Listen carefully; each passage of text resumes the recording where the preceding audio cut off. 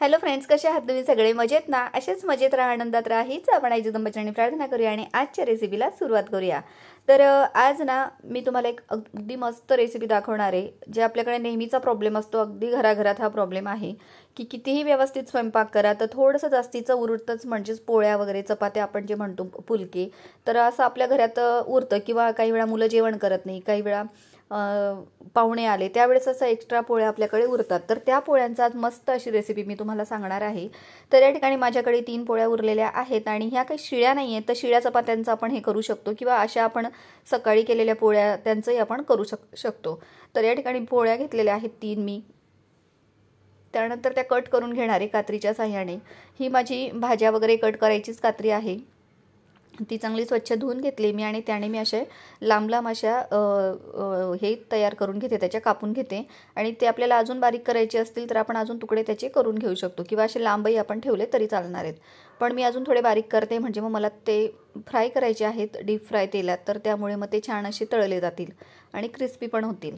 तर या ठिकाणी आता या चपात्या आहेत त्या सगळ्या मी अशा कट करून घेते आणि त्याचे लांब लांब असे तुकडे करून घेते, म्हणजे मग खूप छान अशी रेसिपी तयार होणार आहे। आपण याला चपातीचा चिवडा म्हणू शकतो, खूप छान होतो अगदी आणि चवीलाही छान लागतो, झटपट होऊन जातो। आणि चपात्या अशाही आपल्याला शिळ्या चपात्या खायला थोडंसं जीवावर येतं, सकाळच्या रात्री म्हणा किंवा रात्रीच्या सकाळी म्हणा, तर असं काहीतरी वेगळं केलं ना तर अगदी पोटभर खायला आपण तयार असतो अगदी, आणि चटपटीत मस्त चिवडा म्हणू शकतो आपण त्याला। आणि मुलांनाही कळणार नाही की चपातीचा चिवडा आहे असं, तर तुम्ही पण नक्की ट्राय करा। तर या ठिकाणी आता सगळ्या चपात्या मी कापून घेते कात्रीच्या साहाय्याने। तर हे बघा असे बारीक तुकडे करून घेतलेले आहेत मी, अगदी वेळ लागत नाही, लगेच होऊन जातात। तर या ठिकाणी आता सगळे तुकडे आपण डीप फ्राय करून घेणार आहेत। तर इकडे आता गॅसवर कढई ठेवली आहे, तेल तापत ठेवलेलं आहे। तेल चांगलं कडकडीत गरम होऊ द्यायचं आपल्याला, म्हणजे मग आपण टाकल्याबरोबर ते छान असे फ्राय होऊन जातात। मस्त ब्राऊन कलर होईपर्यंत आपण त्यांना फ्राय करणार आहोत। त्यांना परतत राहायचं, म्हणजे कसं आहे चपाती आधीच थोडी शिजलेली असते त्यामुळे जास्त काही तिला फ्राय करायची गरज नाही पडत। थोडासा कलर आला ब्राऊन की आपण काढून घेणार आहोत। तर या ठिकाणी बघा आता सगळे मस्त असे फ्राय झालेत चपातीचे तुकडे, ते मी काढून घेणार आहे दुसऱ्या बाउलमध्ये।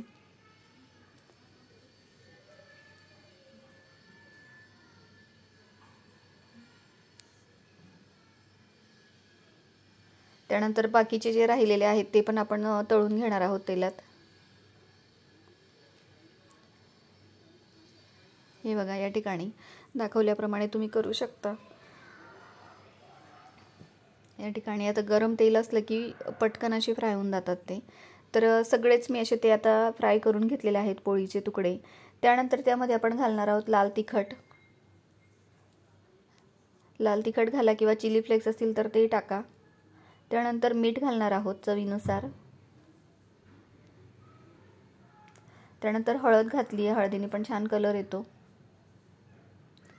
नंतर आपण चाट मसाला घालणार आहोत, अर्धा चमचा चाट मसाला घातलेला आहे।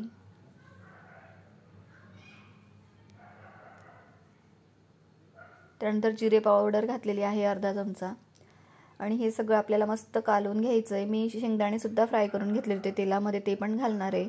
शेंगदाणे तुम्हाला नसतील घालायचे तर नका घालू। आणि सगळं एकजीव करून घेणार आहे, हाताने छान कालवून घ्यायचं, एकत्र करून घ्यायचं आपल्याला। आणि मस्त आपला हा क्रंची कुरकुरीत आणि कुरुम कुरुम आवाज येणारा अगदी पोहेचा चिवडा आपला रेडी झालेला आहे। आणि तुम्ही पण नक्की ट्राय करा फ्रेंड्स, तुम्हाला नक्की आवडेल। मुलांना तर खूपच आवडतो, मी राजला दिला खायला, त्याला एक नंबर आवडलेला आहे, त्याला कळालंच नाही की कसला चिवडा आहे असं। तर या ठिकाणी बघा चिवडा आपला रेडी झालेला आहे, हे बघा तुम्ही बघू शकता। तर फ्रेंड्स असेच व्हिडिओ बघत राहा आणि बेल आयकॉन पण प्रेस करून ठेवा, म्हणजे नोटिफिकेशन तुम्हाला वेळोवेळी येत जाईल नवीन व्हिडिओ आला म्हणजे। आणि व्हिडिओ आवडत असेल तर लाईक शेअर आणि सबस्क्राईब करायला विसरू नका। भेटूया पुढच्या व्हिडिओत, तोपर्यंत बाय।